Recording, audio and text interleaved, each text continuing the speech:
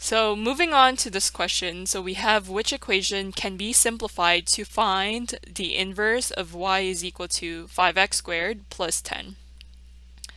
So anytime you're trying to find an inverse of a function, right? And again, we don't have any options here, so just omit option A, right? This should be gone. But anyways, the goal here is to find the inverse of y, which is equal to 5x squared plus 10, right? And what we're doing, if we're trying to find the inverse, is if we have y, which is equal to 5x squared plus 10, and maybe let's see what they got, so just so we know. Okay, great. So they're trying to just switch the variables. Okay, so anytime you're trying to find the inverse of a function, right, you have to keep in mind that if this was f of x, you would have to switch this into y, right? And why do you need to do that? Well, anytime you're finding the inverse, this y becomes an x. So you actually interchange your variables. If you have a y, it becomes an x, and if you have an x, it becomes a y. So you would have 5y squared, and this is plus 10, right?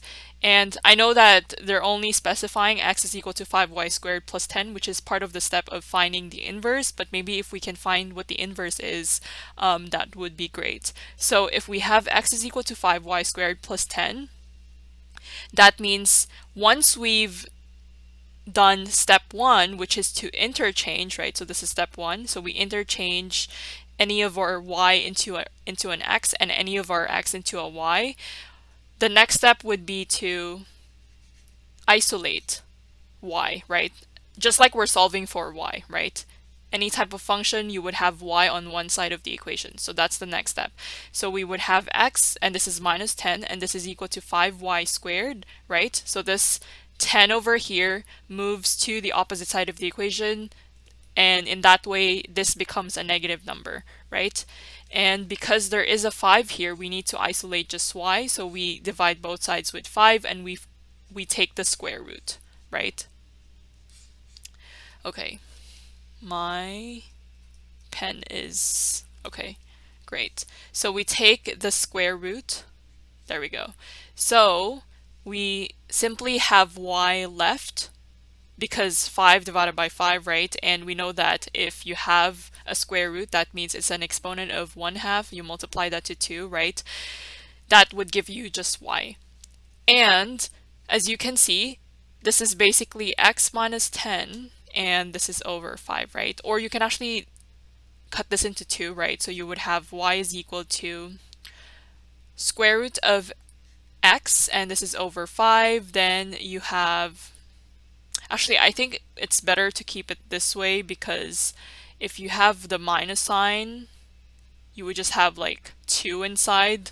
Yeah, I think it's just better to keep it this way, but that's the inverse of a function. Of that function, rather.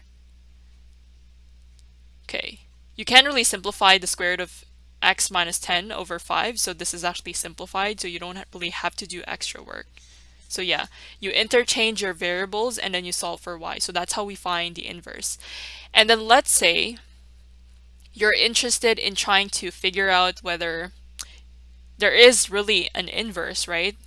So all you have to do is, but I'm not going to do that right now because that's not the whole point of this class, but I just wanted to let you know that anytime you're trying to find the inverse of a function, a way to double check that is to actually compose your functions.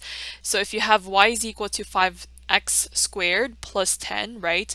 So you know that this is your function, for example, so this is f of x, and let's say this was your inverse, right? Then all you have to do is you compose your function. So say, for example, you have f of x, and this would become f of f inverse of x. So you're going to compose your inverse, and simultaneously you're going to compose your function. So this is f of inverse, then you have f of x inside. Okay, let me move that down. Okay, so we said one of your function is 5x squared plus 10, and then the next step would be to compose your inverse. So that's how we solve for this. Okay, so as you can see, your final answer when you compose that needs to be simply x. So it's an identity function, and that's how you know the two of them are inverses of one another. Okay, great. So that's just an extra, I guess, concept, but that doesn't really answer the question. So for this part, because they're only asking for the equation that can be simplified as a way to find the inverse, then this is fine. So I would say explanation is correct. However, we don't have any of the options.